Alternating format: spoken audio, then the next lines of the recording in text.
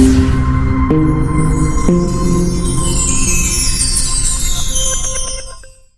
ഇന്നത്തെ റെസിപ്പി എന്ന് പറയുന്നത് ഈന്തപ്പഴം വെച്ചിട്ടുള്ള ഒരു ഉണ്ണിയപ്പമാണ്. സാധാരണ നമ്മൾ പഴം വെച്ചിട്ടാണ് ഉണ്ണിയപ്പം ഉണ്ടാക്കുന്നത്. അപ്പോൾ അതിൽ നിന്നും ഒരു വ്യത്യസ്തമായിട്ട് ഈന്തപ്പഴം വെച്ചിട്ടാണ് ഈ ഉണ്ണിയപ്പം ഉണ്ടാക്കിയിരിക്കുന്നത്. അതേപോലെ തന്നെ ഇത് അരിപ്പൊടിക്ക് പകരം ഗോതമ്പ് പൊടിയിലാണ് ഇത് ഉണ്ടാക്കുന്നത്. അപ്പോൾ നമുക്ക് നോക്കാം ഈ ഉണ്ണിയപ്പം എങ്ങനെയാണ് ഉണ്ടാക്കുന്നതെന്ന്. അപ്പോൾ ഈ ഒരു ഉണ്ണിയപ്പം ഉണ്ടാക്കാൻ വേണ്ടിയിട്ട് ഞാൻ 250 ml ഒരു കപ്പിൽ 1 കപ്പ് ഗോതമ്പ് പൊടിയാണ് എടുത്തിരിക്കുന്നത്. അപ്പോൾ ഈ 1 കപ്പ് ഗോതമ്പ് പൊടിക്ക് ഒരു 10 ഈന്തപ്പഴം ഞാൻ വെള്ളത്തിലൊന്ന് കുതിർത്ത് വെച്ചിട്ടുണ്ട്. ഇതൊരു അരമണിക്കൂറെങ്കിലും നമ്മളിതൊന്ന് കുതിർത്ത് വെക്കണം, അപ്പോഴേ നന്നായിട്ട് അരഞ്ഞു കിട്ടുകയുള്ളൂ. സാധാരണ വെള്ളത്തിലൊന്ന് കുതിർത്ത് വെച്ചാൽ മതി. അപ്പോൾ ആദ്യം നമുക്ക് ഈ ഈന്തപ്പഴം നന്നായിട്ടൊന്ന് അരച്ചെടുക്കണം. പിന്നെ ഇതിന് മധുരത്തിന് ആവശ്യമായിട്ടുള്ള ശർക്കരപ്പാനി എടുത്തിട്ടുണ്ട്. ഈ ശർക്കരപ്പാനി ഒഴിച്ച് വേണം നമ്മൾ ഈ ഡേറ്റ്സ് നന്നായിട്ടൊന്ന് അരച്ചെടുക്കാനൊക്കെ ഉണ്ട്. അപ്പോൾ മധുരമൊക്കെ നിങ്ങളുടെ ഇഷ്ടത്തിന് ചേർത്ത് കൊടുക്കാം. അപ്പം ഞാനൊരു 3 അച്ച് ശർക്കരയാണ് ഇതിലേക്ക് എടുത്തിരിക്കുന്നത്. പിന്നെ നമുക്ക് ഈന്തപ്പഴത്തിൻ്റെ മധുരവും ഉണ്ടാവും. അപ്പോൾ ആദ്യം നമുക്ക് ഈന്തപ്പഴം നന്നായിട്ടൊന്ന് അരച്ചെടുത്തിട്ട് വരാം. ഇപ്പം നമുക്ക് ഈ മിക്സി ജാറിലേക്ക് ഈന്തപ്പഴം ചേർത്ത് കൊടുക്കാം.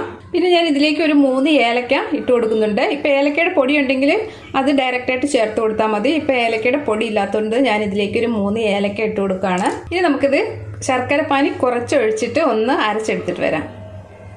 അപ്പം ഞാനിതൊന്ന് അരച്ചെടുത്തിട്ട് വരട്ടെ. ഇപ്പം ഡേറ്റ്സും ഏലക്കയും കൂടെ നന്നായിട്ട് ഞാൻ അരച്ചെടുത്തിട്ട് വന്നിട്ടുണ്ട്. ഇനി നമുക്ക് ഈ മാവെല്ലാം ഒന്ന് മിക്സ് ചെയ്തെടുക്കാം. അപ്പം ഈ പാത്രത്തിലേക്ക് നമുക്ക് ഈ ഗോതമ്പ് പൊടി ചേർത്ത് കൊടുക്കാം. അപ്പം ഇതിൻ്റെ കൂടെ തന്നെ നമുക്ക് ഒരു 1/4 കപ്പ് റവയും കൂടി ചേർത്ത് കൊടുക്കാം. ഇപ്പം റവ ഒന്ന് വറുത്തതോ വറുക്കാത്തതോ ഏത് വേണേലും ചേർത്ത് കൊടുക്കാം. ഇനി നമുക്ക് ഇതിലേക്ക് അരച്ച് വെച്ചിരിക്കുന്ന ഈ ഈന്തപ്പഴം ചേർത്ത് കൊടുക്കാം. അപ്പം അരച്ച ഈന്തപ്പഴം മൊത്തത്തിൽ ഞാൻ ഇതിലേക്ക് ചേർത്ത് കൊടുത്തിട്ടുണ്ട്. ഇത് നമുക്കിതൊന്ന് മിക്സ് ചെയ്തെടുക്കാം. അപ്പോൾ കട്ടയൊന്നും ഇല്ലാതെ വേണം മിക്സ് ചെയ്തെടുക്കാനെ കൊണ്ട്. ഇനി നമ്മൾ ബാക്കി വെച്ചിരുന്നില്ലേ ആ ശർക്കര പാനി കാച്ചിയത്, അത് ഇതിലേക്ക് ചേർത്ത് കൊടുക്കാം. ഇത് നന്നായിട്ടൊന്ന് മിക്സ് ചെയ്തെടുക്കാം. അപ്പോൾ കുറച്ചുകൂടി വെള്ളം നമുക്കിതിലേക്ക് ചേർത്ത് ഒന്നും കൂടെ ഒന്ന് മാവൊന്ന് ലൂസാക്കി എടുക്കാം. പിന്നെ കുറച്ച് വെള്ളവും കൂടി ഇതിലേക്ക് ചേർത്ത് കൊടുക്കുകയാണ്. അപ്പോൾ ഈ വെള്ളം ചേർക്കുമ്പോൾ നമ്മൾ ആ ഡേറ്റ്സ് കുതിർത്ത് വെച്ചില്ലേ, ആ വെള്ളം ഉണ്ടെങ്കിൽ ഇതിലേക്ക് ചേർത്ത് കൊടുക്കാം. സാധാരണ ഉണ്ണിയപ്പത്തിൻ്റെ പാകത്തിലേക്ക് മാവ് മിക്സ് ചെയ്ത് കൊണ്ടുവന്നാൽ മതി. അപ്പോൾ മാവ് ഞാൻ നന്നായിട്ട് കലക്കി എടുത്തിട്ടുണ്ട്. ഈ ഒരു പാകത്തിന് മതിയാകും. ഒരുപാടങ്ങ് ലൂസാവരുത്, അതേപോലെ തന്നെ ഒരുപാടങ്ങ് കട്ടിയാവരുത്. ഇനി നമുക്കിതിലേക്ക് കുറച്ച് ഉപ്പൊന്ന് ഇട്ട് കൊടുക്കാം. വളരെ കുറച്ച് മതി, കാരണം ഈ മധുരം ഒന്ന് ബാലൻസ് ആവാൻ വേണ്ടിയിട്ട് മാത്രം. നന്നായിട്ടൊന്ന് മിക്സ് ചെയ്യാം. ഇപ്പോൾ ഈ ഗോതമ്പ് പൊടിക്ക് പകരം നിങ്ങൾക്ക് അരിപ്പൊടി വേണമെങ്കിൽ ചേർത്ത് കൊടുക്കാം. അപ്പോൾ ഉണ്ണിയപ്പത്തിൻ്റെ മാവ് റെഡി ആയിട്ടുണ്ട്. 3 മണിക്കൂറെങ്കിലും നമ്മളിത് ഒന്ന് റെസ്റ്റ് ചെയ്യാൻ വേണ്ടിയിട്ട് വെക്കുക. അപ്പോൾ ഒരു 3 മണിക്കൂറിന് ശേഷം നമുക്കിത് ഉണ്ണിയപ്പം ഉണ്ടാക്കിയെടുക്കാം. ഇപ്പം നമ്മൾ മാവ് കലക്കി വെച്ചിട്ട് ഒരു 3 മണിക്കൂർ ആയിട്ടുണ്ട്.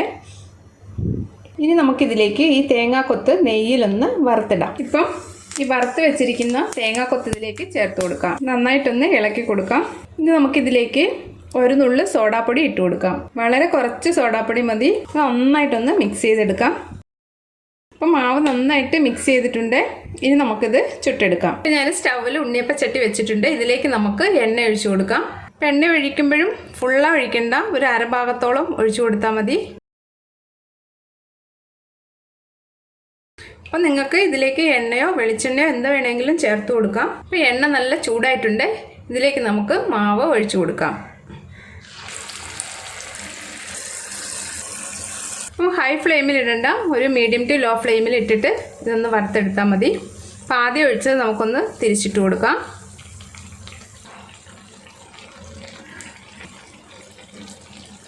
ഇങ്ങനെ തന്നെ നമുക്ക് തിരിച്ചും മറിച്ചിട്ട് ഇതൊന്ന് വറുത്തെടുക്കാം. അപ്പം ഇത് റെഡി ആയിട്ടുണ്ട്. ഇത് നമുക്ക് എണ്ണയിൽ നിന്ന് മാറ്റാം. ഇത് ഈ ഒരു കളർ ആവുന്നിടം വരേക്കും ഫ്രൈ ചെയ്താൽ മതിയാകും. അപ്പം നമ്മളുടെ ടേസ്റ്റി ആയിട്ടുള്ള ഈന്തപ്പഴം ഉണ്ണിയപ്പം റെഡി ആയിട്ടുണ്ട്. അപ്പം ബാക്കിയുള്ള ഉണ്ണിയപ്പം ഇതേപോലെ നമുക്കൊന്ന് ഫ്രൈ ചെയ്തെടുക്കാം. അപ്പം നമ്മളുടെ ഉണ്ണിയപ്പം എല്ലാം റെഡിയാക്കി എടുത്തിട്ടുണ്ട്. അപ്പം ആദ്യം ഒരു വട്ടം ഒഴിച്ച എണ്ണയിൽ തന്നെയാണ് നമ്മൾ ഇതെല്ലാം ഉണ്ടാക്കി എടുത്തിരിക്കുന്നത്. അപ്പം എണ്ണ കുടിക്കുന്ന പ്രശ്നമൊന്നും ഉണ്ടായിട്ടേ ഇല്ല. അതേപോലെ തന്നെ നല്ല സോഫ്റ്റുമാണ്. അപ്പോൾ ഇടയ്ക്കൊക്കെ ടീ ടൈമിൽ ഇതൊന്ന് ട്രൈ ചെയ്യുക. വീഡിയോ ഇഷ്ടമായിട്ടുണ്ടെങ്കിൽ ഒന്ന് ലൈക്ക് ചെയ്യാനും സബ്സ്ക്രൈബ് ചെയ്യാനും അതേപോലെ തന്നെ ഒന്ന് ഷെയർ ചെയ്യാനും മറക്കല്ലേ. താങ്ക്